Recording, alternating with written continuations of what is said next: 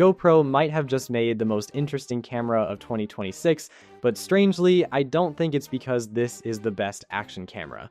In fact, after looking at the Mission 1 Pro ILS, watching GoPro's launch footage, and reading what people are actually saying about this camera, I think GoPro has finally realized something much more important.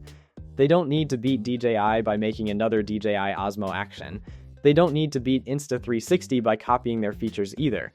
Instead, GoPro has taken the thing that made the brand famous in the first place, putting a surprisingly capable camera into places where a normal camera simply can't go, and push that idea into professional filmmaking. And that makes the Mission 1 Pro ILS a very strange camera. It's a GoPro with a micro Four Thirds lens mount. Just saying that would have sounded ridiculous a few years ago, but now that the camera is actually here, I think it makes much more sense than I expected. GoPro officially launched the Mission 1 Pro ILS on August 26th for $699.99 or $599.99 for existing GoPro subscribers. Pre-orders are open now, with wider availability beginning September 2nd, and yes, micro Four Thirds lenses are obviously sold separately, but don't think of this as simply a Mission 1 Pro with the front lens removed. The entire point of this version is that you now have access to the enormous micro Four Thirds lens ecosystem. Wide lenses, primes, telephoto lenses, macro lenses, unusual vintage lenses through adapters. Suddenly, this tiny GoPro body can produce completely different types of images depending on what you attach to it. And that's where I think people are getting excited. Because internally, this is still an extremely capable camera. You have the same 50 megapixel 1-inch sensor and GP3 processor used in the Mission 1 Pro, with recording up to 8K 60, 4K 240, and 1080p 960, along with 8K and 4K open gate options. The camera itself weighs only around 197 grams without the lens. Think about what that actually means. You could put a small micro Four Thirds prime on this and have a ridiculously compact cinema setup. You could mount it inside a car, you could put it somewhere a normal mirrorless camera wouldn't physically fit, you could mount it to a bike, use it on a suction mount, build tiny rigs around it, put it on drones, or use multiple cameras for angles that would normally require much larger equipment. And unlike a traditional tiny box camera, you're getting GoPro's experience with stabilization and rugged camera design. That combination is what makes this interesting. Because we've had small interchangeable lens cameras before, we've had tiny cinema cameras before, and obviously we've had action cameras. But combining those ideas into something this small is where GoPro has created its own niche. One comment under GoPro's launch video basically described it as a miniature Sony FX camera, while another said this makes vlogging without a giant rig much more practical. There are also people talking about mounting this to telescopes, drones, and vehicles, and I think those comments tell you more about this product than the specification sheet does. People are already imagining completely different ways to use it. That's something we haven't seen from GoPro in a while. For several generations, action cameras became extremely predictable. Better stabilization, slightly better battery, better low light, higher resolution, new processor, repeat, and meanwhile DJI and Insta360 became extremely aggressive. DJI in particular became very good at making practical cameras. The Action series gives you excellent battery life, very good low light performance, and an extremely polished ecosystem. Trying to beat DJI by releasing another rectangular action camera every year was probably never going to rebuild the excitement around GoPro. Mission 1 Pro ILS is different because I'm not really sure DJI has a direct answer to it. The Osmo Action 6 is arguably a more sensible action camera for many buyers.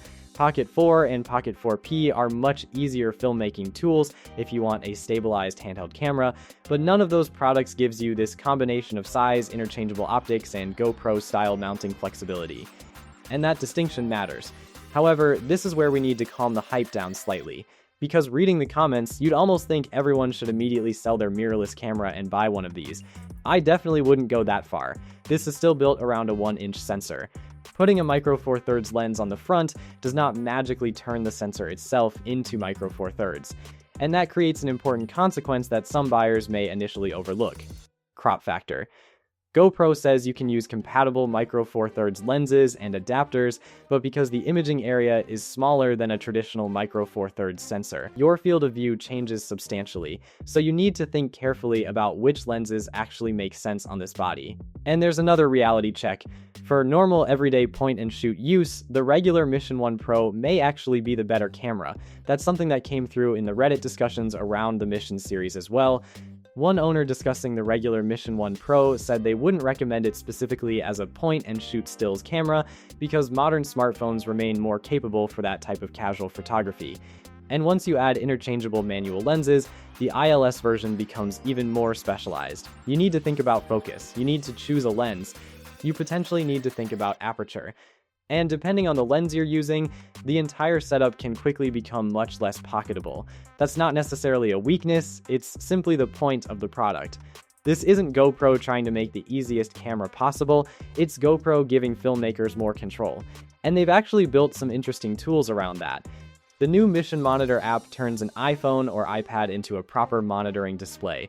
You get focus peaking, focus assist, zebra patterns for exposure, shot overlays, and real-time LUT previews when shooting GP Log 2. You can also control recording and change camera settings directly through the app. That tells you exactly who GoPro expects to buy this. You don't add zebra patterns, LUT previews, and focus peaking because somebody wants to record their vacation. Those are filmmaking tools. And focus peaking is particularly important because once you're using manual lenses on something this small, you need a reliable way of knowing what's actually sharp. There is even stabilization support with compatible rectilinear prime lenses. So imagine having a tiny, manually focused cinema camera with interchangeable glass and GoPro HyperSmooth.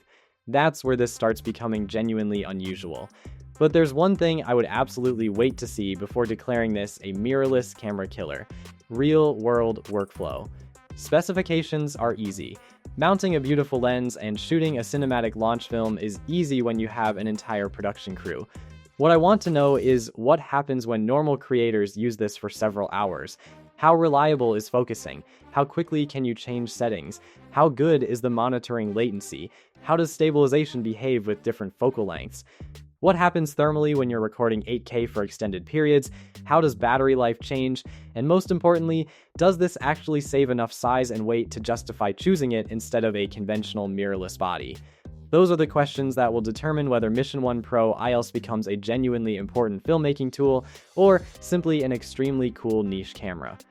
And this is something Reddit users have already been discussing with the Mission series. People who own the regular Mission 1 Pro have praised the image quality, battery performance, fast quick capture, 10-bit log, and the overall compactness. One owner said the camera had actually made them start filming much more often simply because it was small enough to carry around. But other discussions have highlighted issues like minimum focusing distance and the fact that not every improvement matters to traditional action camera users. And that's exactly why I wouldn't frame Mission 1 Pro ILS as the new king of action cameras. I think that misses what GoPro is actually doing. This is a specialty camera. If you just want to put something on your helmet, go skiing, record your vacation, and upload the footage, buying an interchangeable lens GoPro probably creates more problems than it solves. Get the regular Mission 1 Pro, or buy an Osmo Action, or whatever conventional action camera suits your workflow. But if you're a filmmaker trying to put a camera somewhere a Sony FX3 can't go, now we're talking. If you're filming cars and need a tiny camera mounted inside the cabin, interesting. If you're building an FPV or drone rig where every gram matters, very interesting. If you need 6 cameras positioned around a set and don't want 6 full-size cinema bodies, again, interesting. If you're a solo creator who wants something dramatically smaller than a traditional camera but doesn't want to give up interchangeable lenses, that's probably where this becomes most compelling. And I think that's why the response to this launch feels different. Even in the comments, people aren't primarily talking about whether it has slightly better battery life than DJI, they're talking about what they could do with it. That's the difference. For years, GoPro was the company that made people look at a tiny camera and imagine shots they couldn't get before. Then action cameras matured, competitors caught up, and GoPro started feeling predictable. Mission 1 Pro ILS brings some of that experimentation back. And maybe the smartest decision GoPro made here was accepting that not everybody needs this camera. At $699 before you've even purchased a lens, it's not an impulse buy action camera. Add good glass, accessories, batteries, and perhaps audio equipment, and you're building a proper camera system. But compared with professional cinema equipment, $699 suddenly doesn't sound outrageous at all, especially when the camera body weighs less than 200 grams. And that's why I think the conversation around Mission 1 Pro ILS shouldn't really be, is this better than DJI Action 6? They're increasingly different products. The more interesting question is whether GoPro has accidentally created an entirely new category between action cameras and compact cinema cameras. Because if professional filmmakers start putting these inside cars, on drones, against vehicles, in tight corners, and anywhere else a traditional camera can't comfortably go, other manufacturers are going to notice. And that's probably the biggest compliment I can give GoPro right now. For the first time in quite a while, instead of asking whether GoPro has caught up with DJI, I'm wondering what DJI's answer to GoPro is going to be. And that feels like a pretty significant change. The Mission 1 Pro ILS is available for pre-order now at $699.99, or $599, for existing GoPro subscribers, with global retail availability beginning September 2nd. I'm very curious what you think about this one. Is this genuinely the beginning of a new type of ultra-compact cinema camera, or is GoPro solving a problem that only a very small group of filmmakers actually has? Because looking at the reaction so far, GoPro may finally have people excited about what a GoPro can become again.